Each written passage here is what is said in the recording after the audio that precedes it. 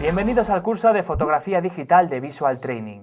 Ya hemos aprendido nociones básicas de fotografía y de nuestra cámara para poder empezar a captar imágenes. En esta ocasión vamos a centrarnos en la composición. Aprenderemos a buscar el mejor punto de vista para una imagen, a utilizar diferentes objetivos y a aprovechar al máximo las diferentes condiciones de luz. ¿A que ya apetece coger la cámara y ponerse a disparar? Pues comenzamos.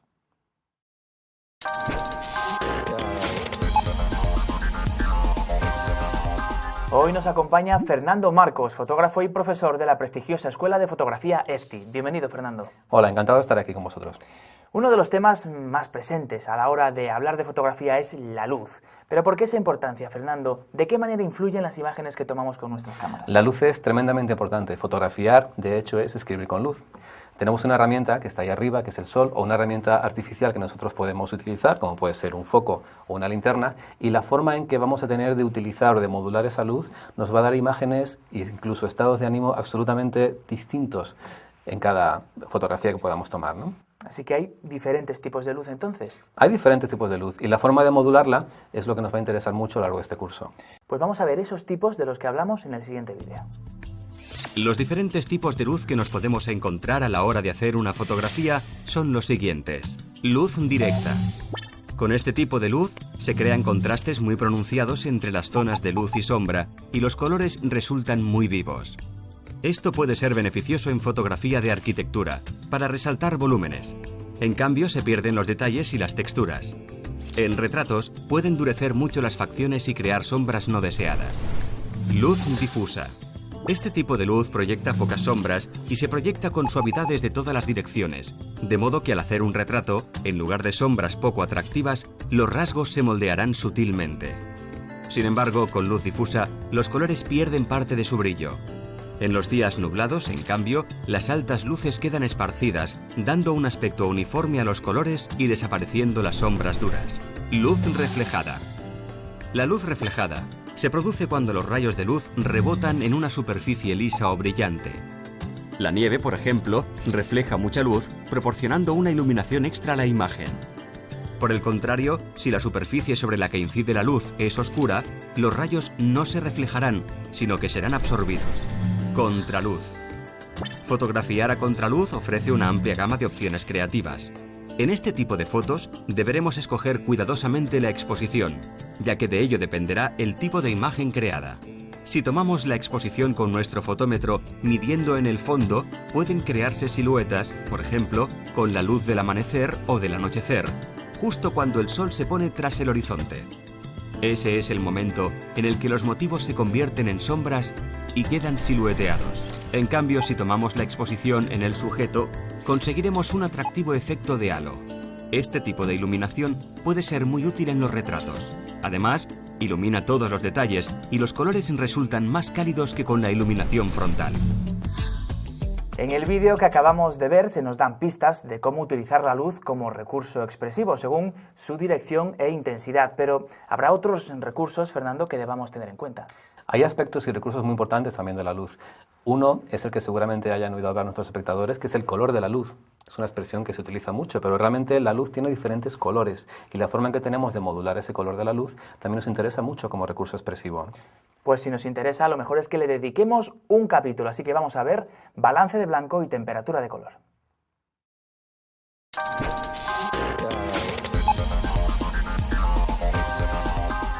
Decíamos en el capítulo anterior que la luz tiene una coloración que en principio es necesario corregir y que nos resulta muy difícil de apreciar a simple vista con exactitud. ¿Por qué sucede esto, Fernando? ¿Y cómo influye? ¿Cuál es su importancia en una fotografía? Pues sucede porque realmente la luz proviene de una fuente. Nuestra luz, cuando salimos a la calle, proviene del sol. Si estamos en el interior de algún sitio, pues podemos encender una linterna o estos focos que tenemos a nuestro alrededor. Y el tipo de emisor nos va a dar un determinado tipo de temperatura de color distinto, ¿vale? Por ejemplo, si encendemos un mechero, nosotros vemos que esto se está produciendo por una combustión del gas. La llama al principio es más azul y se va enfriando según va subiendo hacia arriba y se convierte en una llama un poco más amarilla. Así que aquí sí apreciaríamos ese cambio de temperatura. Aquí estamos apreciando un cambio de temperatura de color porque es muy evidente, es muy fuerte. Digamos que de la luz neutra blanca al amarillo de un mechero o de una llama o de una hoguera hay muchísima diferencia de temperatura de color. Continúa. Sí. Si cogemos, por ejemplo, una linterna, la linterna tiene otro tipo de temperatura de color distinta porque proviene de otro emisor, proviene de otra fuente.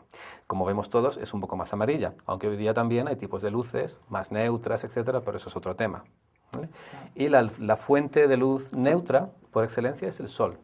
El sol, en determinadas circunstancias, no cuando amanece ni cuando está atardeciendo, sino cuando está en una altura, digamos, intermedia, contiene una temperatura de color que llamamos neutra, que está en torno a los 5.000-5.500 grados Kelvin, que es un valor físico muy complejo de explicar en este DVD, pero que es importante.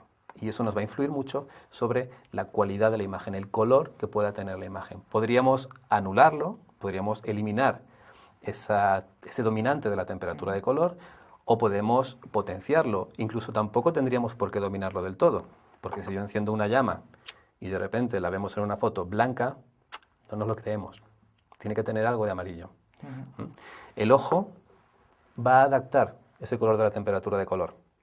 Nosotros, en nuestro cerebro, a raíz del tiempo y de nuestras enseñanzas, de nuestra educación, de nuestra cultura, los diferentes colores de temperatura de color se van a ir adaptando. Sin embargo, una cámara digital o una película fotográfica no lo puede hacer. Simplemente recibe longitudes de onda, partes de temperatura de color de la luz, y tenemos que adaptarla a través de algunos elementos, dispositivos que necesitamos tener.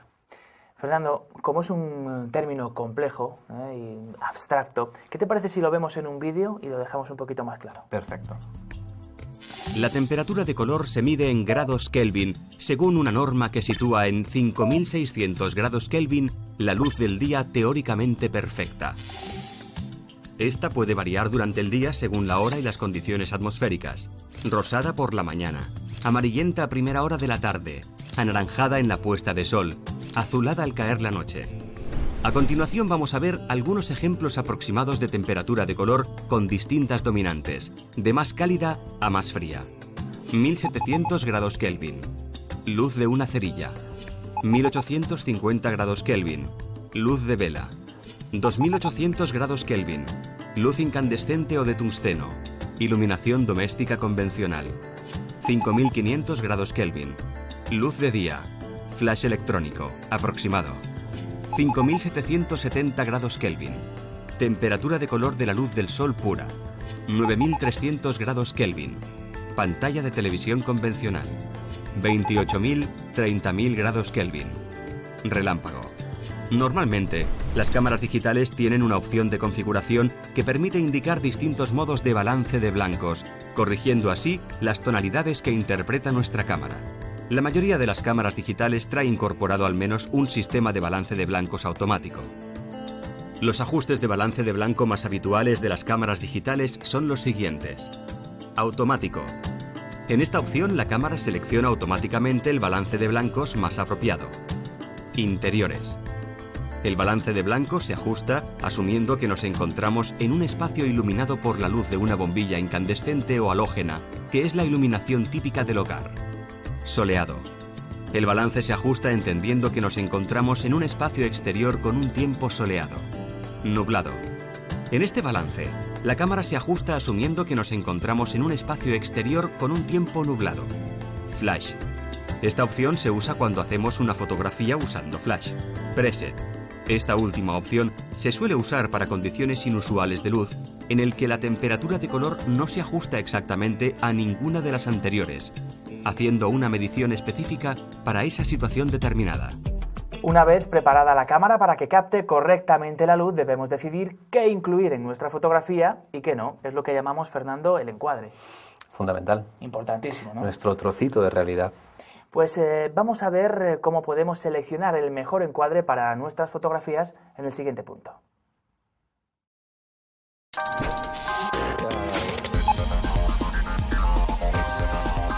El encuadre, qué importante es, Fernando, el encuadre en nuestras fotografías. Realmente es captar un trocito de escena, una porción de la escena que estamos viendo, ¿no? Un trocito de nuestra realidad y llevarlo a una imagen plana con 2 dimensiones. Fíjate qué difícil, estamos trabajando algo tridimensional y lo estamos llevando a algo que además tiene unas dimensiones físicas determinadas, ¿no? Y depende cómo lo vayamos a poner, si horizontal, vertical, cuadrado, o cómo lo hagamos. ¿Qué es esto, Fernando? Esto es un elemento carísimo, que seguramente todos hayamos tirado muchos a la basura, ¿no? Es un marquito de diapositivas y nos va a ayudar mucho a la hora de componer y previsualizar la fotografía, eso tan importante antes de disparar. Carísimo, irónicamente, por supuesto, pero esto, ¿me dices esto cómo lo utilizamos? Bueno, antes de hacer la foto, podemos imaginarnos qué porción de la escena queremos meter. Y nos ayuda mucho a ensayar. Cuando vas por ahí sin cámara, estás de paseo, te llevas un marquito y encuadras tu realidad. Te pones a investigar cómo puede quedar tu entorno dentro de una foto. Pues vamos a ver qué directrices son las que hay que seguir para realizar los encuadres correctamente. El encuadre es aquello que el fotógrafo sitúa dentro de la fotografía, la porción de escena que elige captar. A la hora de realizar un encuadre no hay ninguna norma estricta, pero existen algunas directrices que se pueden tener en cuenta.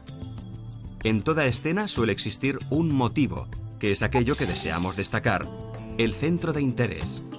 Y un fondo, que es aquello que rodea, decora o da sentido al motivo. Para resaltar el motivo, el fotógrafo debe llenar el encuadre con él, esto es, hacer que ese sea el objeto principal en la escena. La línea del horizonte suele ser una referencia visual clave para el ser humano. Normalmente esta debe mantenerse recta, horizontal. La percepción de una línea del horizonte inclinada suele llamar la atención, y si no está justificada, da al espectador la sensación de que los objetos se vayan a caer hacia un lado. Otro factor comunicativo importante en fotografía es la elección del tipo de encuadre, que puede ser horizontal, vertical o inclinado. Cada uno de ellos transmite sensaciones diferentes. El encuadre horizontal sugiere quietud, tranquilidad, y suele utilizarse normalmente para paisajes y para fotografías de grupo. El encuadre vertical sugiere fuerza, firmeza, y es el más apropiado normalmente para retratos, entre otras cosas porque los seres humanos somos más altos que anchos. El encuadre inclinado transmite dinamismo y fuerza, y suele utilizarse como recurso ocasional para resaltar estas cualidades en el motivo de la fotografía. Bueno, pues ya sabemos medir la luz, ajustar la temperatura de color, encuadrar, disparamos, ¿no? No, tranquilo, Juan Pablo, todavía no. Primero necesitamos saber cómo vamos a utilizar los elementos visuales, cómo vamos a colocar los elementos que tenemos ahí enfrente. Es lo que se llama componer. Componer. Pues vamos a verlo en el siguiente punto, composición.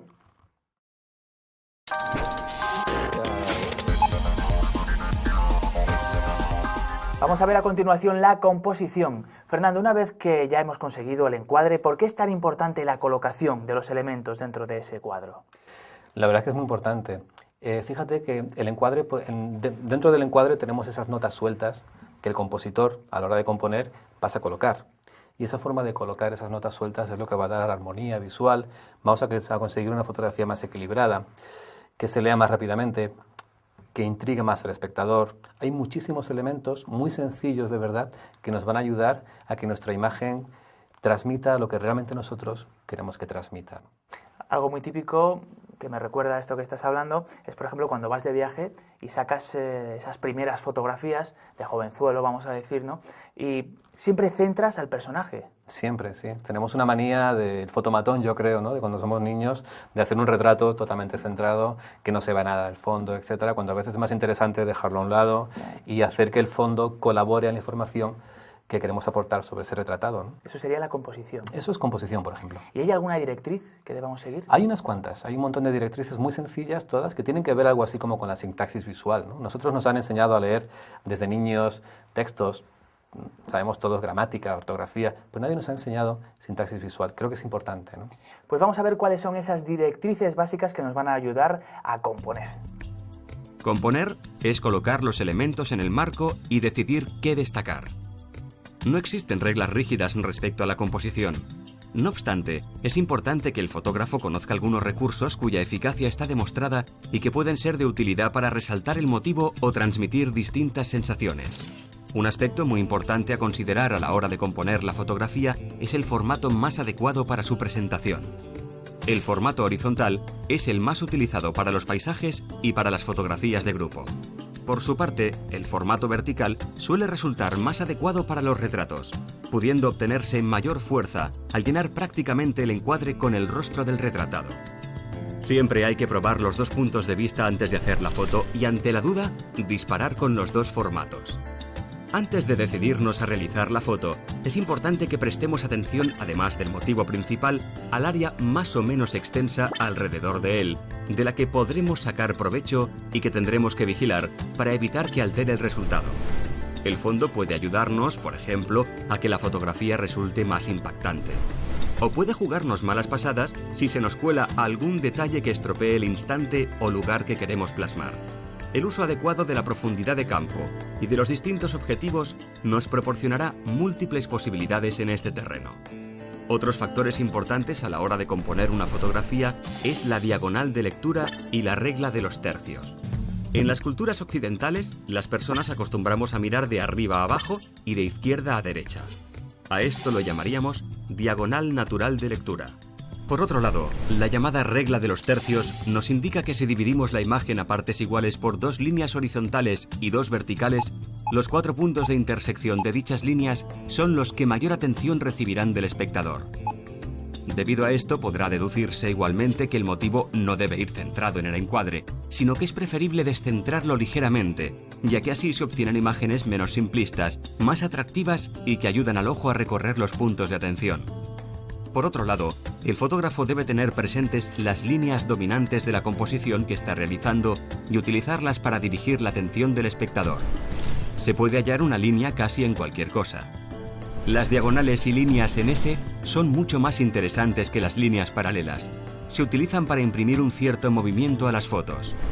El caso más básico de línea dominante es la de horizonte, que actúa de referente para el espectador y es conveniente no colocarla inclinada, sino recta, para evitar la sensación de que la imagen se caiga hacia uno de los lados.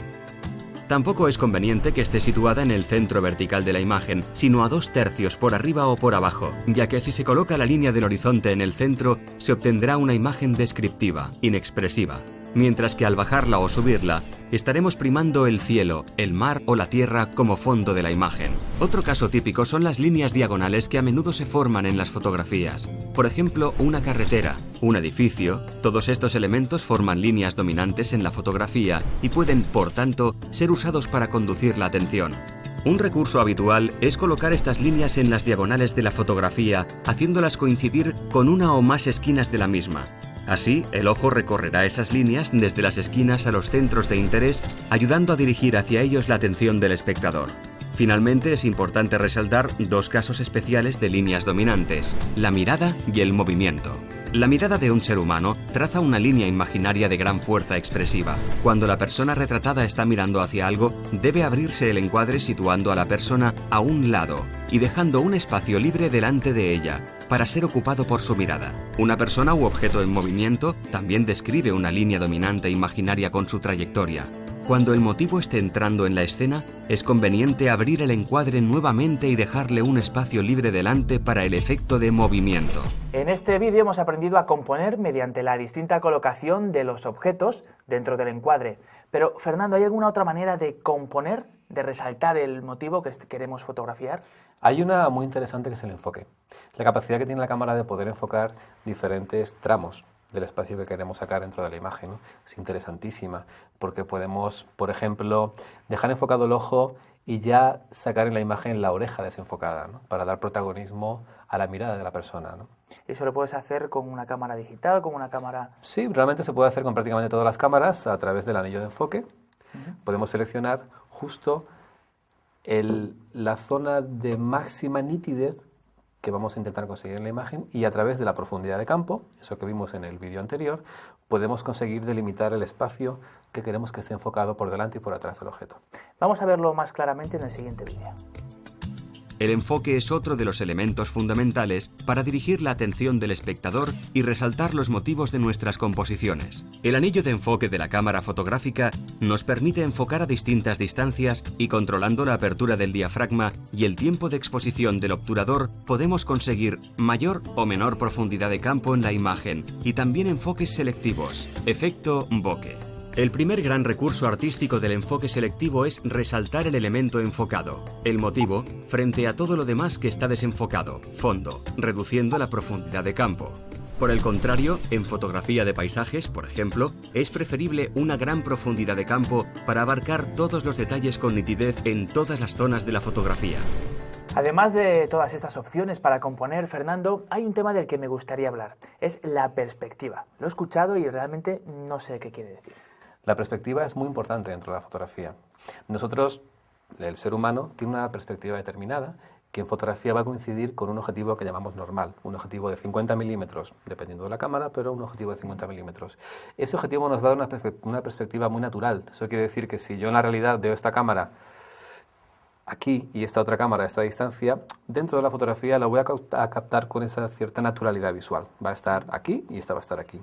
También puedo lo que llamamos exagerar la perspectiva, que se realiza a través de gran angulares. Un objetivo gran angular tiene mucho ángulo de toma y si yo enfoco esta cámara, esta otra cámara, aunque esté muy cerca de ella, dentro de la imagen la voy a ver muy lejos, muy exagerada.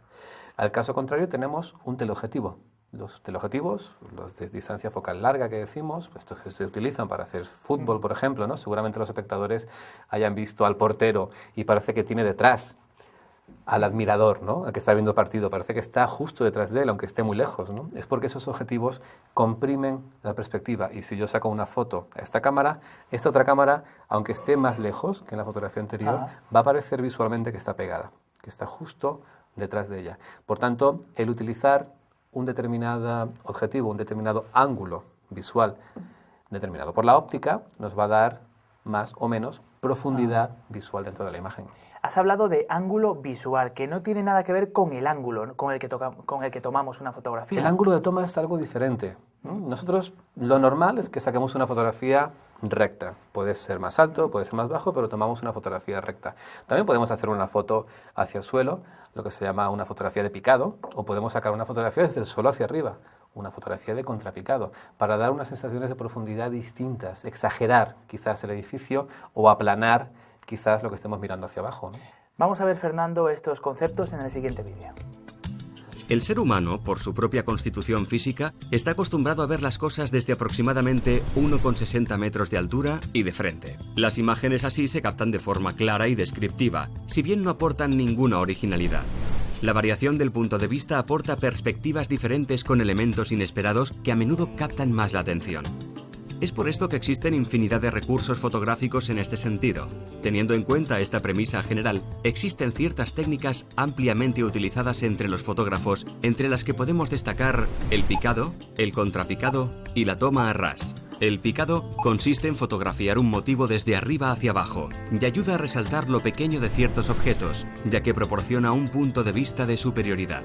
Al mismo tiempo, es contraproducente en general su uso en fotografía de personas, especialmente niños, o animales, precisamente porque ayuda a verlos como inferiores, les resta importancia y además, si se fotografía de cerca, puede deformar las proporciones de la cabeza con respecto al cuerpo.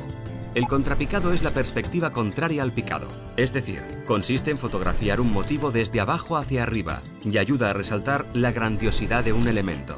Se suele utilizar para fotografiar edificios o monumentos y también deforma la perspectiva, acentuándose este efecto cuanto más cerca se esté del motivo. La toma a ras consiste en hacer la fotografía a ras de suelo y ayuda a sorprender al espectador con imágenes que un ser humano no acostumbra a ver, ya que no se suele colocar en ese nivel de visión. Este ángulo se utiliza para fotografiar motivos pequeños en su entorno natural, a los que no prestamos habitualmente mucha atención. Ahora ya tenemos las nociones básicas para componer una buena instantánea con cualquier cámara. Un tema importantísimo, el de la composición. Sí, realmente estamos aprendiendo a escribir, ¿no? A escribir. Pero son temas o conceptos un tanto etéreos todos, ¿no? Abstractos. Sí, no tenemos nada físico aún. Sí, hay muchas cosas físicas. Por ejemplo, esto de aquí, ¿no? ¿Qué es eso, Fernando? Es un objetivo. ¿El objetivo es importante? Muy importante. Pues lo vemos en el siguiente capítulo.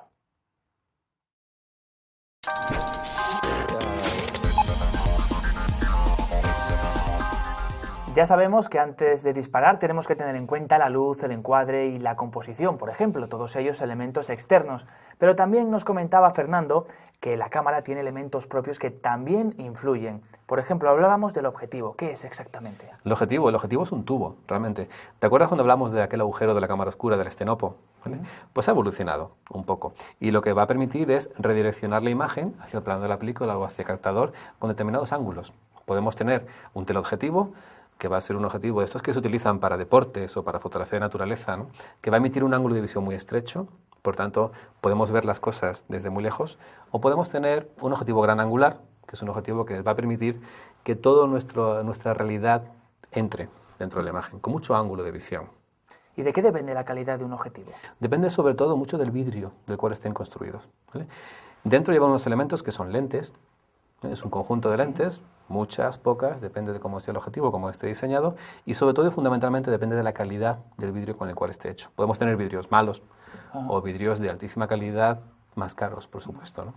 Un término que he escuchado y que no sé realmente qué significa. Distancia focal.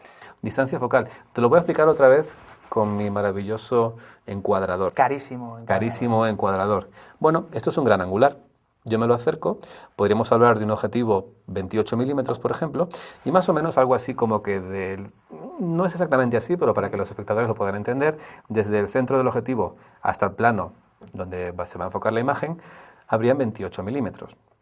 Un 50 milímetros, que es un objetivo que se considera normal, porque se parece mucho a la perspectiva visual, desde el centro al plano de la película habrán 50 milímetros. Un 300 milímetros son 30 centímetros de distancia entre el plano de la película y el centro, entre comillas, del objetivo. Esto para que lo podamos explicar de una manera sencilla, ¿no? Entonces aquí tenemos un objetivo ¿de cuánto? Este objetivo es de los que llamamos de longitud focal variable. Comúnmente se llaman zoom. Y dentro de este objetivo tenemos diferentes ángulos de visión. Podemos tener un pequeño tele, como son 70 milímetros.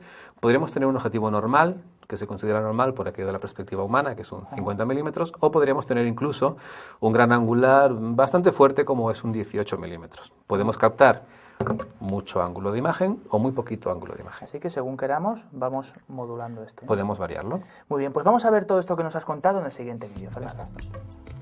Existen diferentes tipos de objetivos según su distancia focal, pudiendo diferenciar entre objetivo normal, objetivo gran angular y teleobjetivo. Objetivo normal. El objetivo normal tiene un ángulo de visión de unos 46 grados, similar al de la vista humana. Al contemplar una foto realizada con un objetivo normal, se obtiene la impresión de una perspectiva natural, sin distorsión de líneas. En cámaras convencionales, la distancia focal empleada para un objetivo normal suele ser de 50 milímetros. Gran angular. Su ángulo de visión es mayor al del objetivo normal, generalmente entre 60 y 180 grados. Se utilizará para los planos generales, donde sea necesario abarcar un gran ángulo de visión desde una distancia corta. Su característica principal es que proporciona mucha profundidad de campo. Sin embargo, estos objetivos suelen distorsionar la imagen haciendo curvas las líneas rectas. Se utiliza normalmente en fotografía de interiores, arquitectura o de paisaje. En función de las distancias focales, los grandes angulares se dividen en distintos grupos. Gran angulares estándar, supergran angulares y ojos de pez. Teleobjetivo. Su ángulo de visión es menor al del objetivo normal, generalmente entre 30 grados y 2,1 grados. La primera cualidad de un teleobjetivo es la de acercar los objetos fotografiados. Esto permite al fotógrafo, por un lado, la posibilidad de fotografiar objetos a cierta distancia, mientras que, por otro lado, permite cerrar encuadre concentrándose en partes muy concretas de un motivo general, lo cual puede utilizarse como recurso estilístico para dirigir la atención del espectador hacia aspectos o texturas concretas de un objeto a las que normalmente el ser humano no presta atención. A diferencia de los objetivos gran angulares, los teleobjetivos ofrecen una imagen libre de distorsiones, con menor profundidad de campo y más plana, perdiendo la sensación de tridimensionalidad. El teleobjetivo es muy utilizado a la hora de fotografiar retratos, ya que el enfoque selectivo obliga al espectador a fijarse en el sujeto, que es lo único nítido dentro de la foto. Cuanto menor es el ángulo de visión, mayor es la repercusión del movimiento o vibración en la cámara en la fotografía, siendo en ocasiones necesario el uso de un trípode. Los teleobjetivos suelen ser poco luminosos en general debido a su construcción. Dentro de los teleobjetivos podemos diferenciar entre objetivos para retrato, teleobjetivos estándar, superteleobjetivos. Otro parámetro que hay que tener en cuenta al clasificar los distintos tipos de objetivos es si son de distancia focal fija o si, por el contrario, son de distancia focal variable, o lo que es lo mismo, los llamados zoom. Los objetivos zoom son los más conocidos y utilizados, puesto que nos permiten modificar la longitud focal dentro de una misma óptica.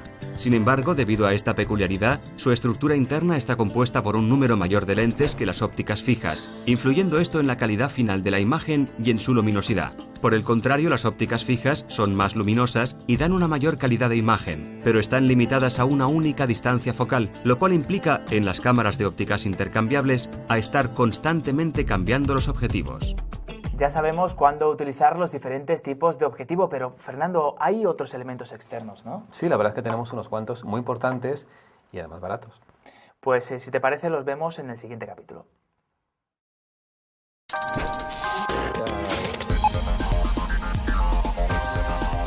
En este capítulo vamos a tratar los accesorios, los más básicos, los que cualquier aficionado debería tener. Por ejemplo, Fernando, los filtros. Los filtros realmente se utilizan más de lo que la gente piensa. Un filtro es una superficie de vidrio o de plástico, pero normalmente ya son todos de vidrio, con un determinado color o transparente, que lo que va a hacer es filtrar la luz, dejar que pase un determinado color de la luz y retener otros componentes. En digital se utilizan menos que en otro tipo de fotografía, pero tenemos dos tipos que sí nos interesan mucho para nosotros. Uno de ellos es el que llamamos filtro protector. Tiene diferentes formas de llamar, pero el filtro protector a veces se llama skylight. Como ves, es un filtro transparente que lo que nos va a hacer es, sobre todo, proteger el objetivo. El filtro se enrosca delante del objetivo, vienen con determinados diámetros, pero puedes tener un objetivo más grande, un objetivo más estrecho, vienen con determinados diámetros, lo enroscamos y sobre todo lo que va a hacer es proteger las lentes frontales de arañazos, piedras, etcétera. Porque un filtro puede costar muy poco dinero, pero un objetivo puede costar mucho dinero. Sí. ¿Cambia lo que es la imagen? ¿Cambia la fotografía? En este caso, en fotografía digital, poco. No nos hace demasiado cambio. Porque antes en analógico sí teníamos que filtrar más la luz. Ahora el balance de blancos cumple un poco esa función. Pero claro, proteger el objetivo nos interesa. Claro. ¿Y existen otros tipos de filtros que cambien la imagen que queremos registrar? Hay otro más muy importante que es el filtro polarizador, que lo vamos a ver mejor en el vídeo. Pues vamos a ver esos filtros polarizadores que nos comenta Fernando. Los filtros polarizadores. Estos filtros están construidos sobre la base de dos cristales, uno fijo y el otro con movimiento de rotación que se gira hasta conseguir el efecto deseado. Elimina reflejos indeseados en superficies como agua o cristal. También mejora el colorido de la hierba y el follaje debido a que se filtran los reflejos azulados del cielo. Filtros protectores. Son cristales sin ningún efecto en la imagen y se usan para proteger la lente del objetivo de la suciedad y arañazos. Los más habituales son el filtro Skylight o 1A y el UV. Ya hemos visto cómo utilizar los filtros, en especial para obtener resultados creativos, pero hay otros elementos que son muy prácticos para cualquier fotógrafo. Fernando. Muy sencillos y baratos. Ya tenemos la cámara puesta en un trípode para que no se nos mueva. Le tenemos colocado el parasol para que no entre luz parásita. Le ponemos un cable disparador para que no movamos la cámara a hacer la fotografía y hacer fotos buenas. Pues vamos a verlo en el siguiente vídeo en profundidad. Parasol. El parasol es un accesorio que se coloca en el extremo del objetivo para eliminar la luz parásita o dispersa que resta contraste a las imágenes. La geometría del parasol depende de la distancia focal y será más corto y abierto cuanto menor sea la distancia focal y más grande y estrecho cuanto mayor sea la distancia focal. Una elección errónea del parasol puede producir viñeteado en la fotografía. En el caso de usar zoom, habrá que usar el parasol adecuado a la menor distancia focal de este. Trípode. El trípode es un accesorio con 3 puntos de apoyo que permite mantener la cámara fotográfica completamente estática. Suelen tener una zapata que se ajusta a la cámara con una rosca para dejarla permanentemente en ella y así acoplar la cámara rápidamente al trípode sin tener que enroscarla. Permite girar la cámara vertical, horizontalmente y moverla en altura. El trípode es necesario en exposiciones largas, a partir de un 1/30 de segundo aproximadamente, al usar teleobjetivos, pues un ligero movimiento en la cámara supone un movimiento muy grande en un sujeto enfocado a gran distancia. Es recomendable que el trípode sea pesado y estable para conseguir que la cámara esté completamente quieta. Si se prefiere uno ligero, se recomienda utilizar un disparador para no mover la cámara en el momento de apretar el botón del obturador. El disparador. El disparador es un accesorio que nos permite efectuar un disparo sin afectar al movimiento de la cámara cuando utilizamos un trípode. Los primeros y los más utilizados constan de un cable más o menos largo, con un botoncito en un extremo y una rosca en el otro. la cual se inserta en el pulsador de disparo del obturador. A estos le siguieron los disparadores electrónicos por control remoto, que afectaban aún menos al movimiento de la cámara. Este es el tipo de disparadores que se utilizan en las cámaras SLR automáticas. Bueno, Fernando, así que todos estos elementos hacen que el acabado final de nuestra foto mejore. Mucho, la verdad es que son elementos muy sencillos que puedes llevar en la bolsa sin ningún problema y nos va a ayudar mucho a que la foto no se nos trepide, no se nos mueve, queda más nítida, más cromática, mejora mucho la imagen, de verdad que sí. Vamos a ver el siguiente capítulo, visor o LCD.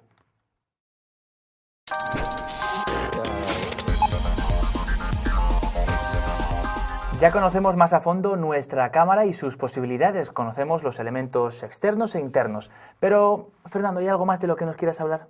Bueno, quizás por comentar también podríamos comentar la diferencia entre lo que es el visor óptico y la pantalla LCD, que algunas veces está combinado, está mezclado. Todo esto va muy rápido, evoluciona muy rápido, pero fundamentalmente en una cámara reflex como esta, tú miras a través del visor óptico y hasta que no has obtenido la foto no la podemos ver en la pantalla LCD. Luego podemos juzgar si ha quedado bien, si ha quedado mal, etc., ¿no? Las cámaras compactas, por otro lado, tienen esa capacidad de que directamente estamos viendo la imagen en la pantalla LCD y nos puede ayudar quizás un poco mejor a componer o algunas estrategias visuales, ¿no? Más o menos lo podemos resumir así. Vamos a ver estas características en el siguiente vídeo. Visor óptico. A la hora de hacer una fotografía contamos con distintas formas de visualizar la acción a través de la cámara dependiendo del modelo. El visor óptico es la ventanilla, pantalla o marco de la cámara del que se sirve el fotógrafo para ver exacta o aproximadamente la parte de la escena cubierta por el objetivo. Los visores ópticos son de dos clases, directo y reflex. El visor óptico directo, propio de algunas cámaras, sobre todo en compactas, utiliza un sistema óptico completamente independiente del objetivo. Es decir, que lo que vemos a través de él no es exactamente la imagen que se va a captar. El visor reflex es aquel que sí permite al fotógrafo ver la escena a través del objetivo, de modo que lo que está viendo es exactamente lo que será captado en la fotografía. Se evita así el error de paralaje que se da en las cámaras con visores ópticos directos. Esto es así porque la cámara tiene detrás del obturador un espejo plegable ajustado a 45 grados, de modo que la luz que entra por el objetivo se refleja en él hacia otro juego de espejos y la conduce hacia el visor. Pantalla LCD. En este tipo de pantallas que llevan casi todas las cámaras digitales compactas y algunas reflex, podemos ver las imágenes exactamente igual como van a ser captadas. Además, a través de él, podemos acceder a los menús de la cámara. Ya hemos visto unos cuantos conceptos básicos que le van a servir y mucho para empezar a realizar fotografías con criterio. Pero Fernando, ha llegado el momento de hacer balance. Cuéntanos, ¿qué nos recomiendas después de los puntos y capítulos que hemos visto? La verdad es que las recomendaciones son muy sencillas. Que aprendan algo de técnica, como han visto los espectadores, algo muy simple, no tenemos tampoco ninguna complejidad dentro de todo esto. Cada vez las cámaras nos ayudan más a conseguir imágenes. Salgamos por ahí, hagamos fotos, disfrutemos de una manera inteligente, intentando plasmar lo que la realidad nos transmite y lo que nosotros queremos transmitir sobre ella. Y es mucho más fácil de lo que parece, de verdad. Ese es el consejo de Fernando Marcos, fotógrafo y profesor de la prestigiosa Escuela de Fotografía EFTI, que hoy nos ha acompañado. Gracias, Fernando. A vosotros. Y a ustedes les veo en la próxima entrega. Hasta entonces.